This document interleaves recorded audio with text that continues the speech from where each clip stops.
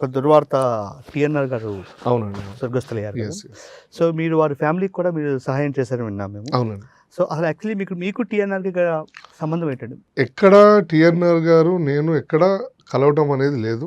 హుహు. ఎక్కడ జరగలేదు. అండ్ ఒక సినిమాలో యాక్ట్ చేసినట్టున్నాం మేము. సో, అది కూడా ముఖ పరిచయాలు లేవు. హుహు. సో, పర్సనల్‌గా తరుణ్ భాస్కర్ గారు ఫోన్ చేసి Jeevan what you doing TNR గారు? He is very close to me అన్నారు. Okay sir tomorrow I will do something అని. ఇమ్మీడియట్ మార్నింగే అడ్రస్ పట్టుకొని కుమార్ గారు అని నా ఫ్రెండ్ బాగా క్లోజ్. ఆయన్ని అడిగి రిక్వెస్ట్ అడిగి సో, ఆయన దగ్గరికి వెళ్ళి చేయడం జరిగిందండి. ఓకే. ఓకే.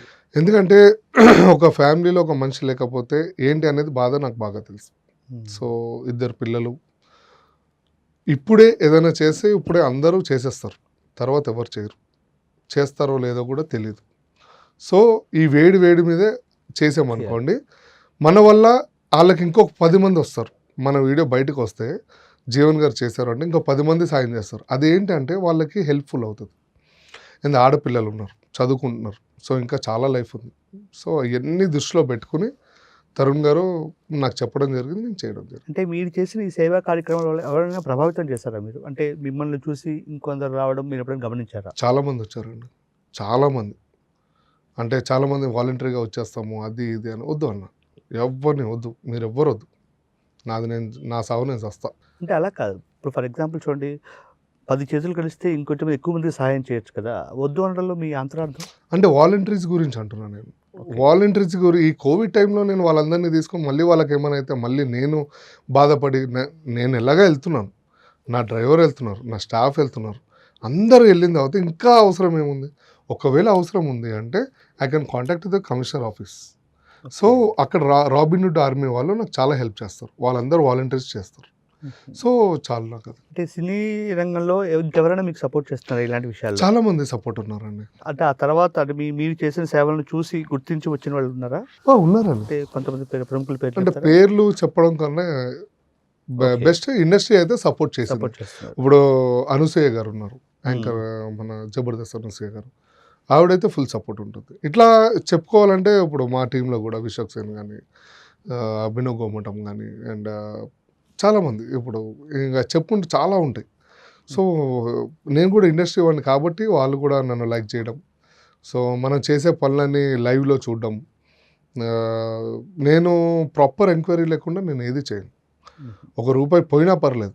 కానీ ఎంక్వైరీ చేస్తే వాళ్ళకి ప్రాపర్‌గా వెళ్తది ఫుడ్. ఎక్కడైనా మీరు ఇది చేసిన తర్వాత అయ్యో! నేను ఇక్కడ పొరపాటున నేను అనవసరంగా పెట్టానే, ఇక్కడ అవసరం లేకుండా నేను ఇక్కడ సహాయం చేశానని ఎప్పుడైనా అనుకున్నారా మీరు? అట్లా అనుకోవడం కన్నా అట్‌లీస్ట్ నేనిచ్చింది వాళ్ళకి అవసరం లేకపోయినా తీసుకున్నారు. కానీ ఆ ఫుడ్ ఎవరో ఒకళ్ళు తింటున్నారు కదా అనేది అంటే సంతోషం అలాంటి ఉన్నది. సిట్యుయేషన్‌లు జరిగాయండి? లేదండి. ఇప్పుడు దాకా జరగలేదు. అంటే అనుకుంటాను. నేను ఒకవేళ జరిగితే జరిగితే అనుకోవడానికే ఉన్నాను. ఎందుకంటే తప్పులు జరుగుతాయి. ఇప్పుడు చాలామంది అవి జరగవు అని మనము ఇవ్వలేము, మీరు ఇవ్వలేరు. సో, సేవ చేసే సేవా కార్యక్రమాలన్నీ కూడా సినీ రంగం వారికే మీరు పరిమితం అయ్యి ఉన్నారా? బయట వాళ్ళకి కూడా చేస్తారా?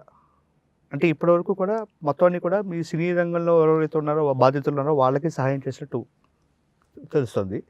ఇది వీళ్ళకే పరిమితమా? నేను సమాధానం ఎట్లా చెప్పాలో అర్థం కావట్లేదు. పర్లేదు. అంటే సింపుల్. అంటే నేను జనరల్‌గా అడుగుతానండి. ఎందుకంటే మీకు ఇప్పుడు జీవన్ గారు ఉన్నారు. జీవన్ గారు ఇన్ని సహాయం చేస్తారంటే మీ సహాయం ఎక్స్‌పెక్ట్ చేసేవాళ్ళు ఉంటారు కదా! యెస్. సో, మీ సహాయం ఓన్లీ దీనికే పరిమితమా? మొత్తం సామాన్య నేను జనం కూడా చెందే అవకాశం ఉందా? ఎక్కడ మెన్షన్ చేయలేదు ఇండస్ట్రీకే అని చెప్పి. కానీ అంటే ఇండస్ట్రీకి నేను ఎక్కువ వినపడుతుంది కదా! లేదు. అదే చెప్తున్నాను. అంటే మీరు నాకు తెలిసి రీసెంట్‌గా మీరు నాది ఇన్‌స్టాగ్రాము, అంటే ఫేస్‌బుక్, రీసెంట్‌గానే యూట్యూబ్ మీరు చూస్తున్నారు. బాగా మీకు కొంచెం ఎక్స్‌పోజర్ అయింది ఈ మధ్య సో, రీసెంట్‌గానే లాస్ట్ ఇయర్ నుంచి మీరు చూసుంటే okay. Madhapur, Ayyappa society, Motinagar, Banjara Hills, Jubilee Hills, Niloufer hospitals and Dilsukh Nagar ఇయన్ని ప్లేసుల్లో ఫుడ్ డిస్ట్రిబ్యూషన్ అయింది. 9 ఆటోలు పెట్టి మొత్తం ఫుడ్ డిస్ట్రిబ్యూషన్ చేపించా. డైలీ ఒక 5,000-8,000 కుకింగ్ ఫుడ్. గ్రాసరీస్ డైలీ ఒక 500 నుంచి 1000, 1300 గ్రాసరీస్ ఇచ్చాను. సో, ఎవ్వరొచ్చినా ఇవ్వడం జరుగుతుంది. ఇండస్ట్రీ అని చెప్పి నేను ఎక్కడ మెన్షన్ చేయలేదు.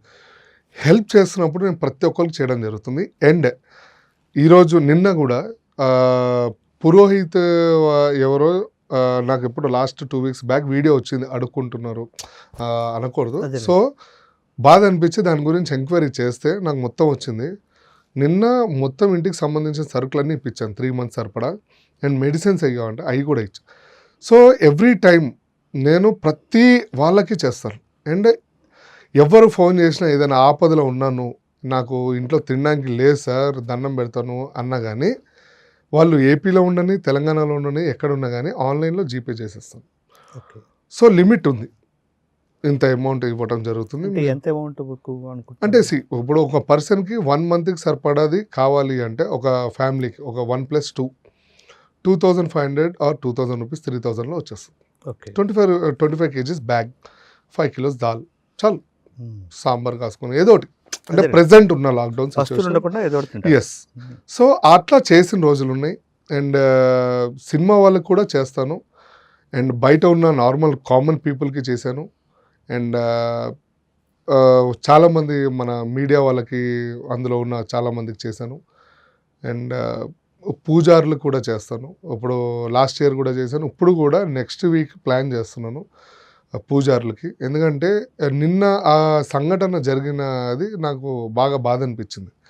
సో నాకు ఇట్లా కాదు ఏదో చెయ్యాలి ఒక్కటే ఏంటి అనేది ప్లాన్ చేసుకుని 200 మెంబర్స్కి రెడీగా ఉన్నాను చేయడానికి నా సైడ్ నుంచి. అండ్ ఇంకా చాలామంది ఉంటారు అనేది డేటా కలెక్ట్ చేస్తున్నాను.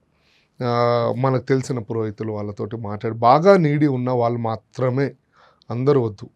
ఎందుకంటే అందరి పదులు బాగా నీడి ఉన్న వాళ్ళు మిస్ అయిపోతారు. సో పూజారులు అంటే బయట పెళ్ళిళ్ళకి ఫంక్షన్లకి వెళ్ళిన వాళ్ళు, తద్దినాలు పెట్టేటోళ్ళు, ఇట్లాంటి వాళ్ళకి ఇన్కమ్స్ ఉండవు. సో వాళ్ళకి మనం చేస్తున్నాం. ఓకే. అండ్ ప్రతి ఒక్క మనిషికి మనం చేయడం జరుగుతుంది. Not only industry, don't specify industry. అది ఇలాంటి ఇంట్రెస్టింగ్ వీడియోస్ కోసం తప్పకుండా మా ఛానల్ని సబ్స్క్రైబ్ చేయండి.